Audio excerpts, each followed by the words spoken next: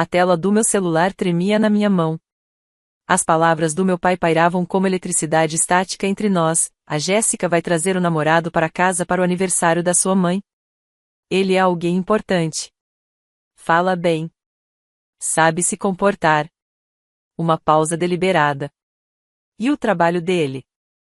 Bem, não é algo confortável de comentar. É melhor você não vir. Minha garganta se apertou, como se mãos invisíveis a sufocassem. Do lado de fora da janela do meu escritório, o horizonte elegante de Seattle, uma conquista fruto de anos de sacrifício, agora parecia zombar de mim. Apertei a borda da mesa até os dedos ficarem brancos, em contraste gritante com a madeira de mogno polido, escolhida cuidadosamente pelo meu assistente. Segundo ele, era o tipo de mesa que um cofundador de empresa deveria ter. O que você está dizendo? Minha voz saiu mais baixa do que o esperado, carregada de uma calma perigosa que mal reconheci em mim. Se você voltar para casa, só vai envergonhar toda a família, ele continuou, a voz cada vez mais suave, quase paternal. Se ainda assim insistir em vir, não me chame de pai. A ligação terminou com um clique sutil e, ainda assim, mais ensurdecedor do que qualquer grito. No mesmo instante, apareceu na tela a notificação do meu aplicativo bancário. O pagamento automático de $39.768 referente às contas dos meus pais acabava de ser processado. Transferência concluída. Assim como nos últimos 23 meses. Assim como os $9.842,17 que paguei sem que ninguém me pedisse ou sequer agradecesse. Meu nome é Olivia. Tenho 30 anos e sou a cofundadora silenciosa de uma empresa de tecnologia sustentável chamada Pacific Teritech. E essa é a história de como eu finalmente fiz minha família me enxergar. Sempre acreditei que família era tudo. Crescendo numa cidadezinha nos arredores de Seattle, aprendi a desaparecer. Eu me escondia no fundo das fotos, pagava contas discretamente enquanto minha irmã, Jéssica, brilhava no centro das atenções e do orgulho dos nossos pais. Ela era a estrela. Suas formaturas, promoções, até os términos de namoro, viravam eventos celebrados. Enquanto isso, eu construía uma empresa multimilionária que meus pais ainda resumiam como a Olivia mexendo com computadores em algum lugar no meio da tecnologia. A dor do desprezo deles era tão constante que eu só agora percebia o quanto doía. Durante 2 anos, paguei em silêncio as contas de luz, água e internet da casa dos meus pais. Tudo começou com um telefonema da minha mãe, aflita com o aumento dos custos e a renda apertada da aposentadoria. Se você pudesse ajudar, mesmo que só um pouco, significaria muito, disse ela, suavizando a voz naquele tom característico que sempre vinha antes de um pedido. Eu aceitei, achando que seria algo temporário. Mas o temporário virou rotina. Sempre que perguntava se a Jéssica também ajudava, minha mãe desviava, sempre com as mesmas desculpas, como se tivesse decorado um roteiro. Sua irmã vai ajudar da próxima vez, ou então ela mesma cobre as despesas médicas do seu pai? Eu sabia que nada daquilo era verdade, mas ainda assim sorri e continuei mandando dinheiro, quase $400 por mês, sem reclamar, sem receber um obrigado. Enquanto eu encarava o histórico de transações no meu aplicativo bancário passando diante dos meus olhos, algo dentro de mim endureceu. Não era tristeza. Não era raiva. Era apenas uma certeza fria, sólida. Passei anos sendo invisível, acreditando que minha confiabilidade silenciosa, algum dia, me traria reconhecimento. Em vez disso, fui excluída da festa de aniversário da minha própria mãe porque não combinava com a imagem de filha perfeita e bem-sucedida que eles preferiam exibir. Com movimentos lentos e deliberados, meus dedos deslizaram pela tela até a seção de pagamentos automáticos. Um por um, selecionei cada débito, luz, água, internet, e cancelei todos. Não por vingança. Por autopreservação. A única coisa que eles ainda não tinham tirado de mim era meu amor próprio. Quando apertei o botão de confirmação final, minha mão tremeu. Não de incerteza, mas pela constatação assustadora de que, pela primeira vez em 30 anos, eu estava me escolhendo. Uma semana depois, minha mãe mandou uma mensagem. Recebi um aviso de que a conta da internet vai vencer. Você pode pagar? Nenhuma menção às palavras do meu pai. Nenhum pedido de desculpas. Apenas mais um pedido, como se nada tivesse acontecido. Li a mensagem, desliguei o telefone e voltei a revisar as projeções trimestrais da nossa nova iniciativa solar na empresa. Meu silêncio não era um protesto. Era apenas tudo o que ainda restava de mim para oferecer. Naquela noite, sonhei com a casa onde cresci. Mas no sonho, eu não conseguia encontrar o meu quarto. Como se, nem mesmo no meu subconsciente, houvesse um lugar para mim ali. 2 semanas se passaram. Meu pai ligou e deixou uma mensagem de voz. A companhia de energia ligou. A conta deste mês não foi paga. O que está acontecendo? Sem preocupação. Sem nenhuma menção à nossa última conversa. Ouvi a mensagem uma vez. Depois virei o celular com a tela para baixo, sobre a mesa. O aniversário da minha mãe chegou exatamente 3 semanas depois que meu pai me disse para não voltar para casa. Consegui imaginar a cena, o frango assado que ela ama, o bolo da confeitaria favorita, os parentes reunidos ao redor da mesa de jantar. Todos, menos eu. A mesma mesa em que me sentei por 25 anos, aceitando migalhas de atenção, enquanto Jéssica recebia elogios, perguntas sobre o casamento, risadas e carinho. Enquanto isso, eu era alvo de olhares discretos e sussurros sobre como, sendo tão inteligente, ainda estava solteira. Pontualmente às 16 horas, meu celular acendeu com o nome da minha mãe. Fiquei olhando até a chamada encerrar. Em seguida, meu pai ligou. Depois, Jéssica. 3 ligações em menos de 10 minutos. Deixei todos irem, sentindo apenas um vazio tranquilo enquanto observava as nuvens de tempestade se acumulando no céu. 10 minutos depois da ligação da minha mãe, as mensagens começaram a chegar. Olivia, cortaram a energia. A casa inteira está no escuro. Por favor, pague a conta do papai. Sem água. Não sabemos cozinhar. Resolve isso agora. Era da Jéssica, a internet caiu. Os convidados estão chegando. Por favor, conserta isso urgente. Olhei para o relógio. 17h12, exatamente 3 semanas desde que cancelei os pagamentos automáticos. 3 semanas desde que meu pai me disse para não chamá-lo mais de pai. E agora, no meio da festa da qual eu fui considerada vergonhosa demais para participar, tudo estava apagando, energia, água, internet, tudo sumindo justamente quando eles mais precisavam. Não respondi. Não havia nada a explicar. Continuei sentada, girando minha xícara de café entre as mãos, observando as gotas de chuva escorrerem pela janela, desenhando caminhos tortos no vidro. Foi nesse momento que entendi, eles não estavam me procurando porque sentiam minha falta. Estavam me procurando porque não tinham mais ninguém para carregar o peso deles. Às 18 horas, meu celular começou a vibrar sem parar com mensagens de parentes. Você envergonhou sua mãe na frente de todo mundo.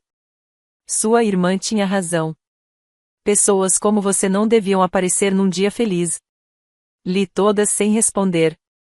Não por concordar, mas porque estava exausta de me explicar para quem sempre escolheu a voz mais alta em vez da verdade mais silenciosa. A tela acendeu de novo. Era tia Lauren, a única que ainda se dava ao trabalho de me olhar nos olhos quando era preciso.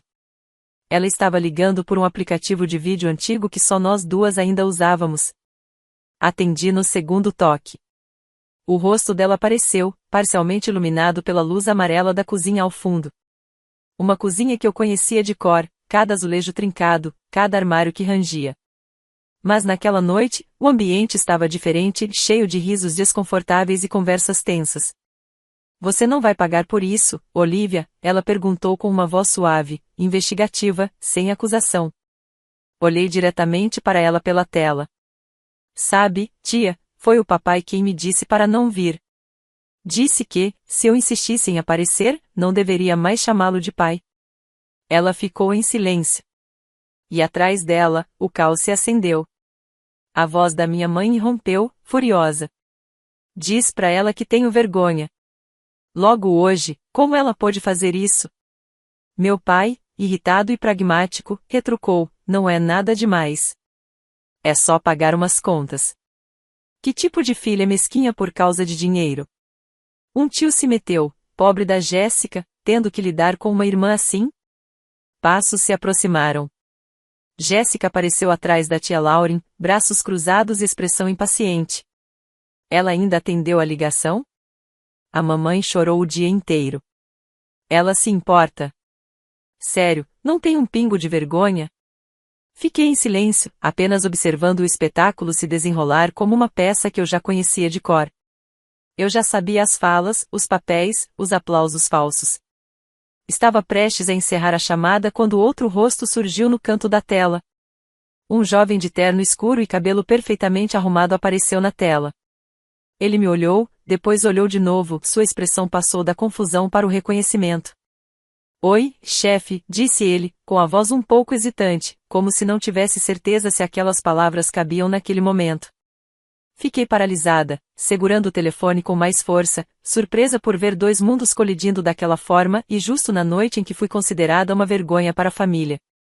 Observei o rosto dele por alguns segundos antes de tudo se encaixar. Claro. Era Hudson K., um dos novos engenheiros seniores da nossa filial do Sul, transferido para a sede em Seattle há 3 meses. Havíamos trocado e-mails sobre o projeto de baterias renováveis. Ele sempre mandava relatórios detalhados, organizados. Mas eu nunca imaginei que ele fosse o tal namorado da Jéssica, aquele que todos estavam tentando impressionar. O cômodo atrás da tia Lauren mergulhou em silêncio. Vi quando ela olhou por cima do ombro, enquanto sussurros começavam a se espalhar pela cozinha. Espera, como ele chamou a Olivia? Chefe? Significa que a Olivia é chefe do namorado da Jéssica? Os cochichos aumentaram, se atropelando em confusão. Continuei parada, sem confirmar nem negar nada. Só esperando. Hudson então endireitou a postura, olhou ao redor da sala, além da câmera, e falou com firmeza. Caso alguém ainda não saiba, eu trabalho na Pacific Teritech. A senhora Olivia é uma das cofundadoras da empresa. Aquela frase cortou o som de pratos, vozes e sussurros como uma lâmina. O silêncio que se seguiu foi ensurdecedor. Apenas apertei os lábios e dei um leve aceno com a cabeça. Do outro lado da tela, Hudson me encarava, os olhos arregalados, claramente preocupado com o impacto que aquilo causaria. Espero que sua grande introdução tenha sido perfeita, falei, tranquila, e encerrei a chamada. Naquela noite, dormi profundamente pela primeira vez em anos. Não por satisfação ou orgulho. Mas porque, finalmente, o peso de ser invisível havia sumido. Pela primeira vez, eles me viram. Não como queriam que eu fosse, mas como eu realmente sou.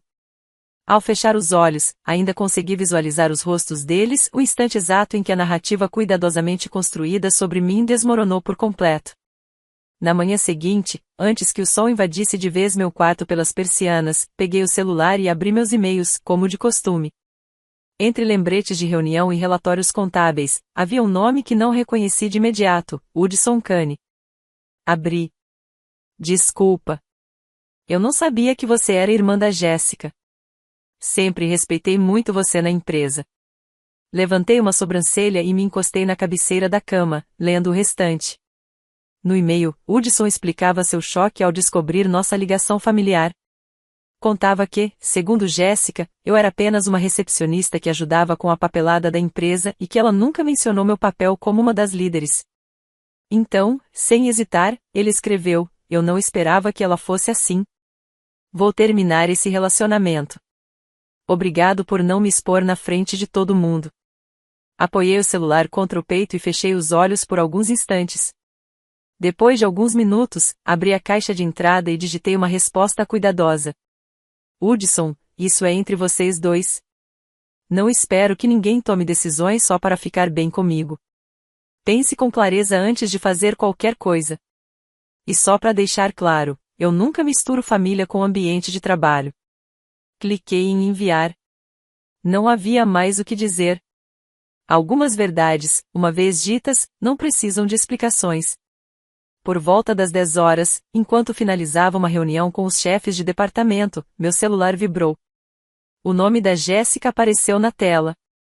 Recusei a ligação, não por raiva, mas porque já estava cansada de desculpas que só vinham quando tudo já tinha desmoronado. 5 minutos depois, chegou uma mensagem. Desculpa. Não achei que o Hudson fosse mudar tanto. Você é a chefe dele. Se você falasse com ele, tenho certeza de que ele ouviria. Por favor, pede para ele voltar para mim. Caminhei até a janela do corredor e, olhando para o horizonte de Seattle, digitei minha resposta. O Hudson não foi embora porque eu pedi. Ele foi embora por causa da forma como você vive, da maneira como trata as pessoas, como desvaloriza o que não entende e como sempre acha que, falando com doçura o suficiente, pode manipular qualquer um. Enviei. Voltei à minha mesa. Mas não demorou muito para outra mensagem aparecer. Eu sei que errei. Desta vez é sério. Eu vou mudar. Por favor, acredita em mim. Só dessa vez. Li, não senti nada. Nenhuma raiva, nenhuma tristeza. Só um silêncio dentro de mim. Apaguei a mensagem com calma. Não porque eu não me importasse. Mas porque, finalmente, compreendi, às vezes, a distância entre duas pessoas não está no pedido de desculpas, está em quando ele chega. 2 semanas depois, ouvi pelos canais internos da empresa que Hudson havia solicitado transferência de volta para a filial do Sul. Aprovei sem questionar. Não havia necessidade. 1 semana depois, voltei para a casa do trabalho e encontrei meus pais sentados na varanda.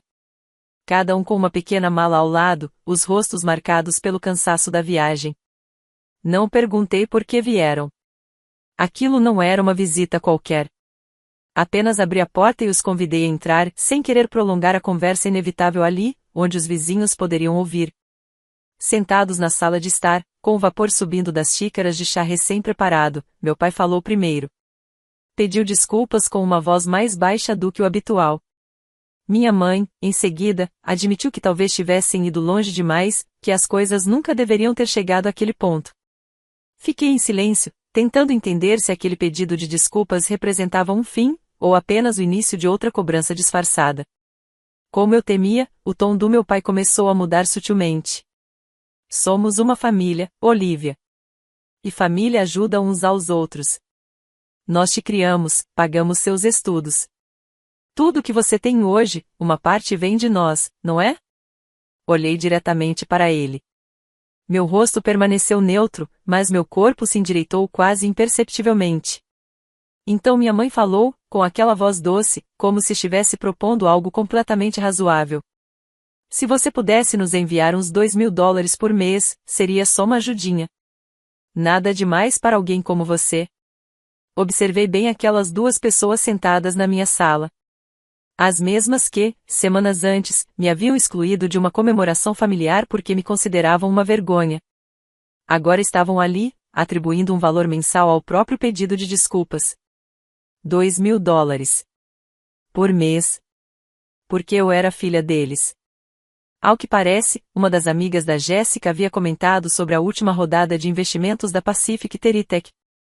Tinha saído numa revista de tecnologia, $47 milhões em capital de risco. E, de repente, eu virei alguém com quem valia a pena se reconciliar. Soltei uma risada curta e baixa, não sarcástica, nem amarga. Era daquelas que escapam quando se ouve algo tão ilógico que o riso é a única reação possível. Meus pais continuavam me observando, esperançosos, como se ainda acreditassem que eu diria sim. Mas eu não estava com raiva. Eu já tinha andado longe demais para isso. Recostei-me com calma na cadeira e perguntei, com a voz firme. E a Jéssica? Quanto ela vai contribuir por mês? A sala ficou imóvel. O ar pareceu engrossar. Meu pai lançou um olhar à minha mãe, que respondeu com cautela, num tom mais baixo. O trabalho da sua irmã ainda é instável, e o término com o Hudson está afetando muito ela. Assenti, sem surpresa. As mesmas desculpas de sempre, agora disfarçadas em palavras suaves. No fim, ainda eram tentativas de desviar do ponto. Ergui os olhos e encarei os dois com firmeza. Se ela concordar em ajudar com $2.000 por mês, farei o mesmo. Nem mais, nem menos. Eles me olharam fixamente, tentando perceber se eu falava sério. Permaneci em silêncio. Ou, se preferirem que eu cubra o valor total, então precisarei de um documento legal. Um acordo por escrito garantindo que, quando vocês dois falecerem, a casa será totalmente minha. Continuei sentada ali, tranquila. Sem pressão, sem justificativas. apenas aguardando para ver como reagiriam agora que, pela primeira vez, eu é quem estava definindo os termos daquilo que eles sempre presumiram ser minha obrigação. O silêncio se instalou entre nós como uma presença real, densa, carregada de 30 anos de expectativas nunca ditas. Assim que terminei de falar, um silêncio denso tomou conta da sala. De repente, meu pai se levantou, batendo a mão com força sobre a mesa e fazendo o chá derramar sobre a madeira. O grito que soltou ecoou pelo ambiente, o peito subindo e descendo com raiva contida. Você está impondo condições para os seus próprios pais? A gente te criou por mais de 20 anos, e agora você quer nos dar esmola. Que tipo de vida é essa que você leva, hein? Ele gritou tão alto que tive certeza de que os vizinhos escutaram tudo. Mas eu não me mexi. Não desviei o olhar. Continuei sentada, as mãos firmes nos braços da cadeira, o olhar fixo, não frio, mas também não mais gentil. Esperei ele terminar. Só então me levantei, com calma. Minha voz saiu baixa, mas nítida, cortando a tensão como uma lâmina. Acho que vocês dois deveriam sair da minha casa. Não foi uma ameaça. Não havia raiva. Era apenas o pedido tranquilo de alguém que havia alcançado o limite do que o respeito pode suportar. Ninguém disse mais nada. O único som foi o das malas arrastando pelo piso de madeira, seguido pela porta se fechando atrás deles, mais suave do que tudo o que eles deixaram de dizer. Depois que se foram, fiquei parada diante da janela, observando-os se afastar. E foi ali que percebi, a dor familiar que me acompanhava no peito havia começado, finalmente, a desaparecer. Fazia 2 anos desde aquela noite. Não bloqueei os números deles, não mudei meu e-mail, não cortei os laços oficialmente. Apenas deixei de procurar. Esperei para ver se, sem o dinheiro, sem o suporte, sem os favores, eu ainda seria considerada parte da família. Nesses 2 anos, não recebi uma ligação perguntando como eu estava. Nenhum parabéns de aniversário. Nenhum simples está tudo bem? Jéssica me procurou uma única vez, 6 meses depois daquela visita, pedindo uma carta de recomendação para um emprego. Recusei, com a educação. Por muito tempo, acreditei que minha família mudaria. Mas aprendi que algumas pessoas não mudam. Especialmente aquelas que nunca admitiram que erraram. Hoje sigo minha vida. Continuo morando na mesma casa, trabalhando, vivendo meus dias.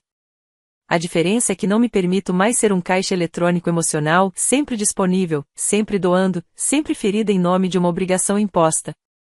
Comecei a construir laços com pessoas que me enxergam de verdade, colegas que respeitam minhas ideias, amigos que me ligam só para saber como estou, e até alguém especial que me olha com carinho genuíno, não com expectativa ou cobrança. Se tem uma lição que tirei disso tudo, é que família não é onde exigem gentileza e chamam isso de amor.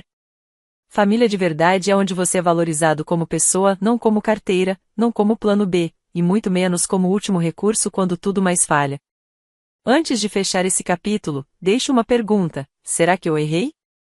Errei por recusar $2.000 por mês aos pais idosos que me criaram? Talvez. Ou talvez não. Eu costumava acreditar que minha família podia superar qualquer coisa. Mas depois de ser tratado como um estranho dentro da minha própria casa mais vezes do que consigo contar, escolhi me levantar e quebrar o ciclo. Fui fria? Talvez. Ou talvez, enfim, tenha aprendido a me valorizar exatamente quando mais precisava. Eu estava polindo o antigo anel de prata da vovó, uma lembrança querida que ela me deu durante nossa última visita. Quando meu celular vibrou em cima da mesa, a luz da manhã entrava pela janela do meu pequeno apartamento, num bairro tranquilo de Columbus, Ohio, iluminando meu laptop bagunçado com trabalho, minha caneca de café ainda fumegando, e uma samambaia em vaso que eu estava cuidando com carinho até ela melhorar. Olhei para a tela. Pai, meu estômago revirou enquanto eu atendia, esperando notícias sobre os preparativos do funeral da vovó. Mas, em vez disso, a voz dele cortou a linha como uma lâmina. Você não é bem-vinda, Grace. Fique longe do funeral. Você só nos envergonharia com essa sua vida medíocre. As palavras me atingiram como um soco e eu congelei. O anel escorregou dos meus dedos e caiu na mesa com um baque seco. Minhas mãos tremiam quando desliguei o telefone, as palavras dele ecoando na minha mente. Envergonhá-los. No funeral da vovó. Sou Grace, tenho 32 anos, Sou analista financeira e trabalho remotamente para uma startup de tecnologia. Meus dias são uma mistura de reuniões pelo Zoom, planilhas e pequenas alegrias, regar minhas plantas, preparar café, ouvir podcasts nos intervalos. Mas, por anos, fui o pilar da minha família, enviando $200 todo mês para ajudar nas contas mesmo quando isso significava cortar minhas próprias despesas. E eu nunca reclamei. Meus pais sempre preferiram minha irmã mais velha, Helen, a filha perfeita, professora, casada com um bom homem. Eles se gabavam das conquistas dela em todas as reuniões de família, ação de graças, Natal, 4 de julho, enquanto eu ficava ali, em silêncio. Minhas contribuições eram ignoradas. A Grace é muito séria, diziam, como se meu apoio constante não tivesse valor. Mas a vovó me via. Ela segurava minha mão, o anel de prata brilhando no dedo, e sussurrava: "Você é minha rocha, Grace." Agora que ela se foi, as palavras do meu pai soavam como uma traição à memória dela. Peguei o anel, sentindo o metal frio me ancorar, e olhei para a luz da manhã. Passei a vida tentando agradá-los, mas aquilo era demais. Você já foi rejeitado por aqueles que mais ama? Naquele momento, eu soube que não podia mais ficar em silêncio. A dor das palavras do meu pai ainda pairava no ar enquanto eu permanecia sentada à mesa. O café na minha caneca já estava frio. O anel da vovó repousava ao lado, uma testemunha silenciosa da minha dor. Meu celular vibrou de novo. Uma mensagem de Helen: "Grace, não faça uma cena no funeral. Só mande o dinheiro das flores e fique em casa." Fiquei olhando para a mensagem, sentindo meu peito apertar. Mesmo de luto, eles ainda esperavam que eu bancasse a encenação deles para que pudessem permanecer invisíveis enquanto exibiam o luto em público. Não era a primeira vez que me senti assim. Lembrei do último feriado de 4 de julho na casa deles, em Dayton, com o quintal cheio de risadas e o churrasco que eu tinha pago. Mesmo assim, brindaram ao último prêmio de ensino da Helen enquanto eu lavava os pratos sozinho. "Helen é o nosso orgulho", papai disse, os olhos passando direto por mim. Helen, minha irmã 3 anos mais velha, sempre foi a estrela da família. Aos 35, ela é professora do ensino médio, com um talento especial para encantar todo mundo. Loira, elegante, sempre vestida com cardigans em tons pastéis que gritavam "filha perfeita." Ela postava selfies no Instagram com legendas como "abençoada por ser amada", enquanto papai e mamãe compartilhavam as postagens dela com orgulho. Nunca mencionavam os $200 que eu enviava todos os meses para manter as luzes acesas na casa deles. Helen sabia desempenhar o papel direitinho, levava tortas feitas em casa para as reuniões de família, falava com entusiasmo dos seus alunos. Sutilmente, me lembrava que eu nunca entenderia sua vida corrida, porque eu era focada demais no trabalho. O marido dela, Tom, um corretor de imóveis, só reforçava o brilho dela, chamando-a de santa, enquanto eu ficava ali, em segundo plano, meus sacrifícios passando despercebidos. Durante anos, enviei $200 por mês para cobrir as contas deles: eletricidade, supermercado, até o conserto do carro do meu pai, e nunca recebi um obrigado. Eles me chamavam de confiável, mas nunca de valiosa. A vovó era a única que me via. Foi ela quem me deu seu anel e disse: "Você é suficiente." Agora que ela se foi, a rejeição deles doía ainda mais fundo.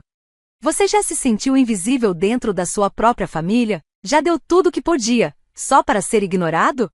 Passei os dedos pela borda do anel. A prata gasta refletia a luz, como se fosse um espelho da minha própria resistência. Passei anos tentando conquistar o amor deles, mas aquilo foi a gota d'água. Empurrei minha caneca de chá frio para o lado e abri o laptop. A luz da tela lançou um brilho pálido sobre a minha cozinha. O anel da vovó estava ali, sobre a mesa. Sua superfície prateada refletia a minha determinação. Entrei na minha conta bancária. Meus dedos pairaram sobre o teclado. Lá estava ele, o pagamento automático de $200 para o meu pai. Pensão alimentícia, era como estava nomeado. Um lembrete mensal do meu papel como provedora invisível. Minhas mãos tremiam quando cliquei em editar. Depois, cancelar. A tela piscou. Pagamento interrompido. Tem certeza?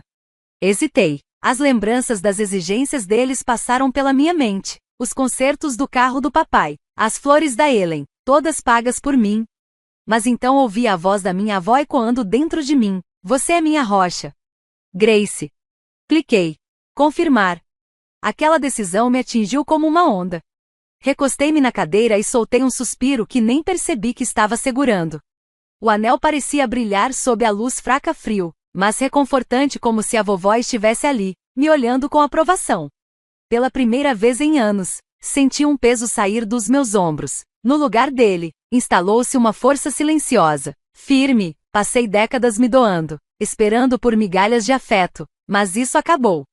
Eu sabia que eles logo notariam a ausência do dinheiro. Papai sempre ligava quando o pagamento não caía, com aquela voz afiada e arrogante, mas desta vez, eu estava pronta para encarar. Eu não era mais o caixa eletrônico da família.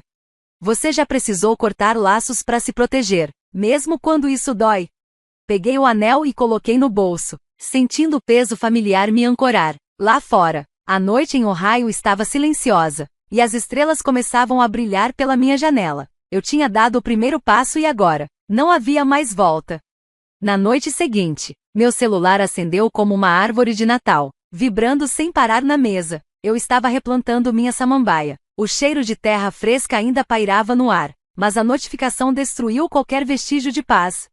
A primeira mensagem do meu pai dizia: Grace, o funeral virou uma bagunça. Sem flores, manda o dinheiro agora ou nem apareça. Logo depois, ele entrou em chamada no viva voz, a voz estridente atravessando a sala. Como você pôde fazer isso? Grace, está todo mundo olhando pra gente. Não tem flor nenhuma no funeral. Conserta isso. Desliguei o telefone. Minhas mãos estavam firmes, apesar das palavras cortantes. Olhei para o anel da vovó em cima da mesa. A prata refletia o brilho suave da minha luminária. Aquele anel me lembrou da força dela silenciosa, constante, do jeito como ela sempre me enxergava, mesmo quando ninguém mais via. Eu não respondi. Em vez disso, me levantei e fui até a janela. O pôr do sol em Ohio pintava o céu com tons dourados e alaranjados. Lá fora, tudo parecia calmo. Dentro de mim, finalmente também. As vozes deles ainda ecoavam na minha cabeça, cheias de exigências, como se eu devesse algo a eles. Pensei no funeral que haviam planejado, uma grande cerimônia em Dayton, com caixão polido, coral, arranjos de luxo, tudo bancado, por anos, pelas minhas contribuições silenciosas. Agora, sem o meu dinheiro, aquela fachada perfeita estava desmoronando. Como sempre, a culpa era minha. Mas eu já estava cansada de ser o bode expiatório deles, cansada de deixá-los me usar para sustentar a imagem perfeita que sempre quiseram mostrar ao mundo. Pela primeira vez, eu escolhi a mim mesma. Peguei o anel e o segurei com força. O metal frio me fortaleceu, como se a própria vovó estivesse me lembrando: continue firme. O que você faria se sua família só lembrasse de você quando precisava de algo? O telefone vibrou de novo, mas eu deixei cair direto na caixa postal. O sol já havia se posto. Voltei ao meu tricô. O silêncio, naquele momento, era uma pequena vitória. Na manhã seguinte, enquanto regava minha samambaia, envolta no silêncio tranquilo do meu apartamento, meu telefone tocou, número desconhecido. Coloquei o regador de lado, limpei as mãos na calça jeans e atendi, esperando mais um golpe de telemarketing. Mas, em vez disso, ouvi uma voz calma. Aqui é o Sr. Thompson, advogado da sua avó. Gostaria de convidá-la para uma videochamada esta tarde, para a leitura do testamento dela. Meu coração acelerou. As palavras do meu pai "você não é bem-vinda" ainda queimavam na minha mente, mas o tom sereno do Sr. Thompson me deu coragem. Concordei. Às 14 horas, sentei-me à mesa, o laptop aberto, o anel da vovó no meu bolso. Seu peso familiar era um conforto silencioso. A videochamada começou, e lá estavam eles, meu pai, Ellen e seu marido Tom, todos vestidos de preto. Os rostos deles misturavam tristeza e desdém quando me viram. Ellen revirou os olhos, murmurando algo para Tom. Meu pai me lançou um olhar furioso que parecia atravessar a tela. O Sr. Thompson apareceu em uma janela separada, um homem de cabelo loiro grisalho, terno impecável, segurando um grosso maço de papéis. Ele pigarreou e falou com firmeza, cortando o clima tenso. Conforme o testamento da senhora Eleanor Carter, estou aqui para anunciar a distribuição de seus bens. Endireitei a postura, sem esperar nada. Vovó sempre foi justa, e eu imaginava que ela dividiria tudo entre nós. Mas então o Sr. Thompson me olhou, os olhos gentis. Grace, sua avó deixou tudo para você. A casa em Dayton, as economias, As terras da família no interior de Ohio. Está tudo em seu nome. Ela escreveu, Grace era minha rocha, a única que realmente me via. A sala congelou. O queixo de Ellen caiu, os olhos arregalados de choque. O rosto do meu pai ficou vermelho como fogo, as mãos agarrando a beirada da mesa. Tom apenas me encarou, atônito. Eu senti o anel no meu bolso. Seu peso era uma afirmação silenciosa do amor da minha avó. Meus olhos ardiam com lágrimas, mas mesmo assim dei um sorriso trêmulo, mas orgulhoso. Obrigada, Senhor Thompson, disse eu, com a voz embargada entre alívio e justiça. A verdade tinha falado por mim. Diante dela, as máscaras deles começaram a cair. O silêncio na chamada era ensurdecedor, rompido apenas pela gagueira do meu pai. E isso não pode estar certo. A Ellen, ela que sempre visitava. Ellen interrompeu com a voz aguda, quase cortante. Isso é ridículo. Grace, você sabia disso. Não sabia? Estava tramando pelas nossas costas, acusou Ellen, a voz tremendo de indignação.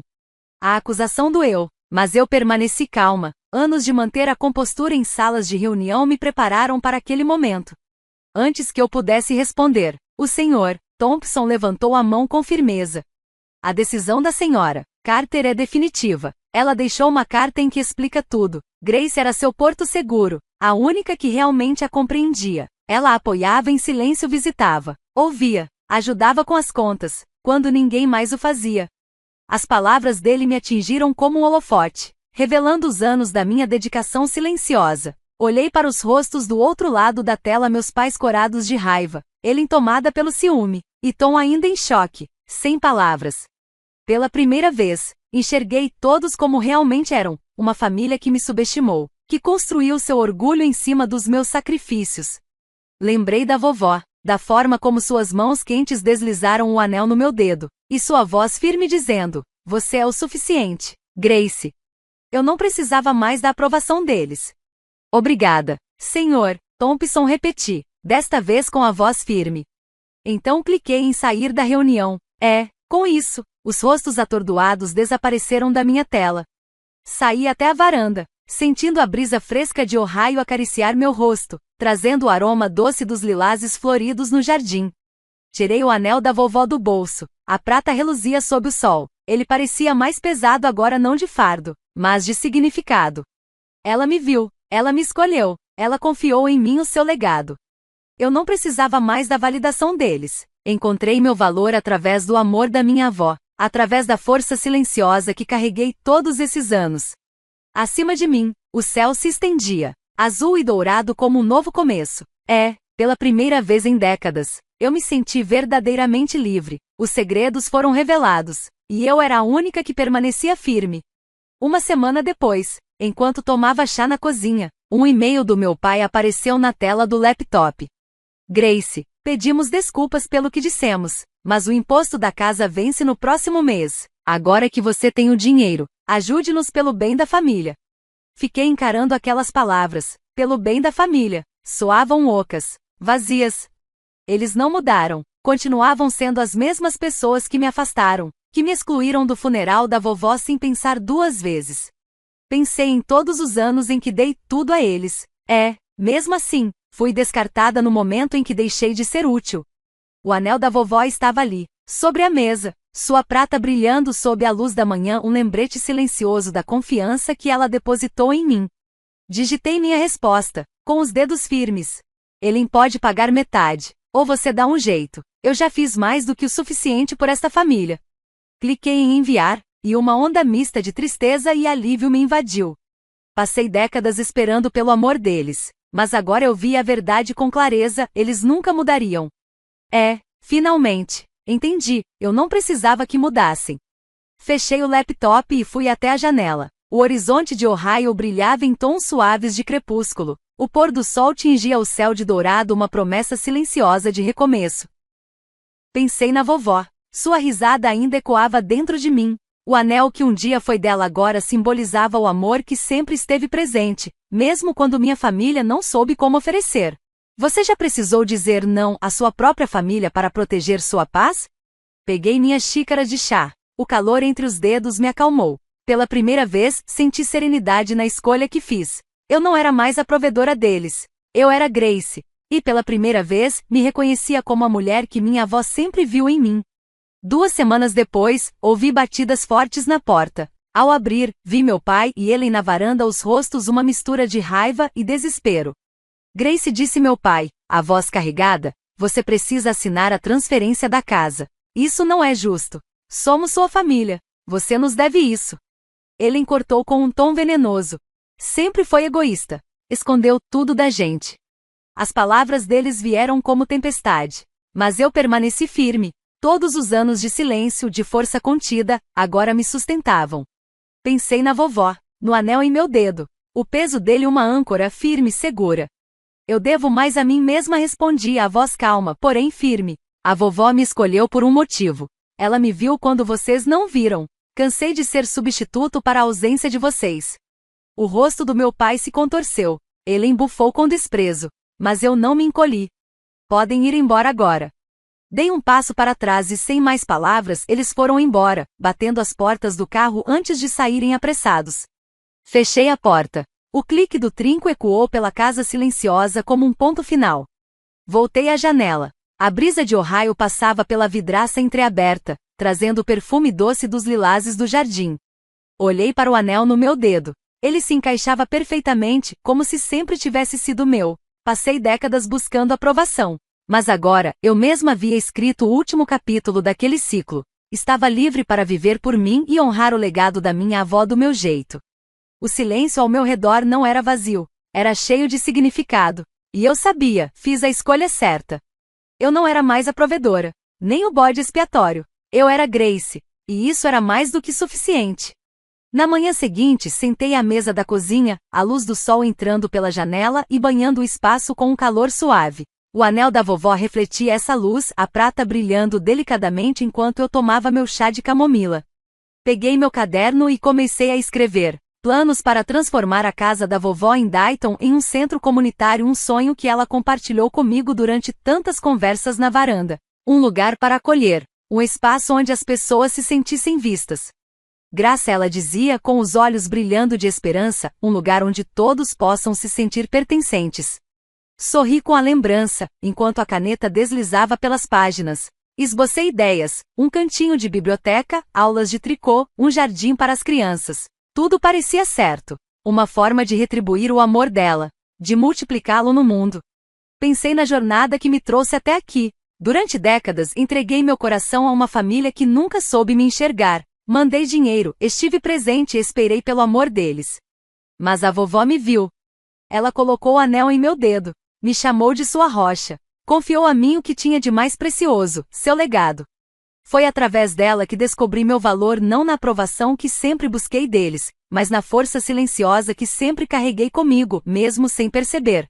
Olhei para o meu jardim, os lilazes desabrochando sob o sol de Ohio, suas pétalas roxas prometendo a chegada da primavera. Família não é sobre dívidas ou obrigações. É sobre quem enxerga quem você realmente é. Quem estende a mão quando o resto do mundo vira as costas.